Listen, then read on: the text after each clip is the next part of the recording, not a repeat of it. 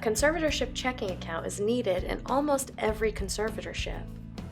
If it is set up correctly, the account demonstrates to the court that the money belongs to the respondent and only to the respondent, and is not being mixed up with money from someone else.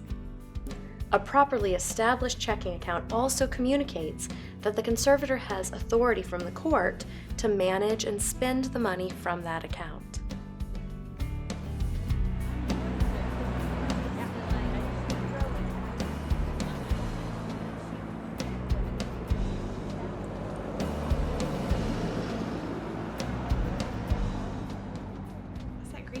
It's peppermint tea, actually. Oh, so how's your senior year of college going? It's going well. I'm kind of worried about, the next weeks because I'm gonna have some pretty big tests. I know. I'm glad that it's almost over for you, but it's been a lot of fun, I'm sure. And I just love your condo. It's so cute. Thank you so much. It's so good to have you here. How are things going with taking care of Barry? Oh.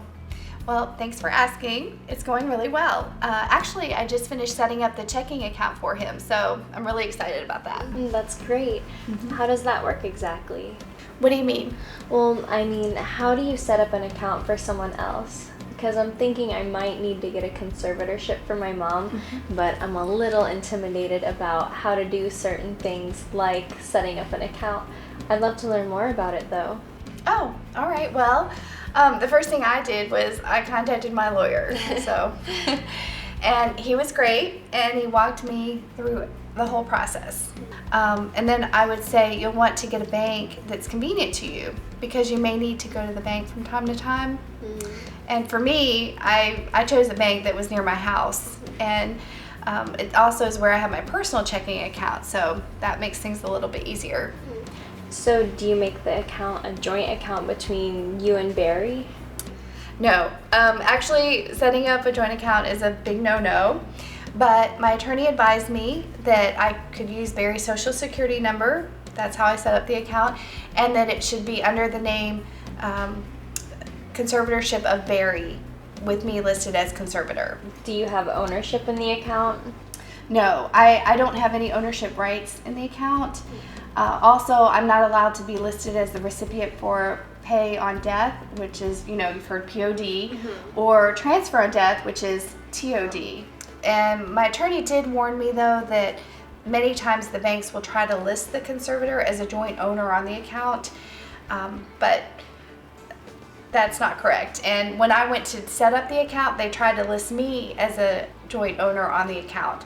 But I was able to catch that really quickly, and it's set up properly now. So. Good catch. That's really helpful that your attorney was able to give you such great advice before you went to the bank. It really was. It really wasn't that difficult, and my attorney advised me that the bank needed a certified copy of my letters of conservatorship.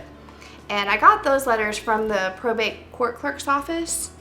And then I needed to make sure that the bank could provide monthly paper statements, which included front copies of the checks, because I'll need to provide those as documentation to the court as part of the accountings. Did you need any identification other than the letters of conservatorship? Yes, I needed to bring Barry's ID, his social security number, his date of birth, and then I also had to bring my own ID since my information is listed on the account. Again, not as a account owner, but as the conservator. That doesn't sound too challenging. No, it's really not bad. And my attorney did tell me that even though it was okay under certain circumstances, that it would be best if I never made any cash or ATM withdrawals from the account. And if I ever do need to use cash, it would be important for me to provide receipts and documentation to show exactly what that cash was used for, and that it was used for Barry's benefit. And I'd have to provide that to the court. That makes sense, since the money is only supposed to be used for the benefit of Barry rather than friends and family. Exactly. And it's the same thing for checks. My attorney said never to make out a check payable to myself, and never to make a check payable to cash. Yeah, I could see how that would be problematic, since you have to have documentation for everything. That's true. And until everything goes electronic in the future, it's necessary to keep complete documentation on all checks written on the account. And all that information has to be filed with the court. Well, it all sounds pretty sensible. You just make sure the account is owned by the person with the disability, with you as conservator. Use the money for the sole benefit of the person with the disability, and then keep all appropriate documentation to file with the court. Exactly. It really wasn't too hard. And a conservatorship enables me to be able to assist Barry whenever he needs help in making decisions. So I'm glad I did it. Well, thank you so much for sharing all of this information with me. It's been really helpful. You're welcome. And if you have more questions about it, feel free to reach out anytime and we can talk about it. And maybe have tea again sometime. Yes, Tea and that would be coffee. great. As you have learned in this video, it is very important for a conservatorship checking account to be set up correctly. If you have any questions, or if you are unsure of how a checking account should be opened in your case, make sure to talk with your attorney. Now remember, the information contained in this video is not intended to be legal advice and should not be relied upon as such. Thank you so much for your service as a court-appointed conservator.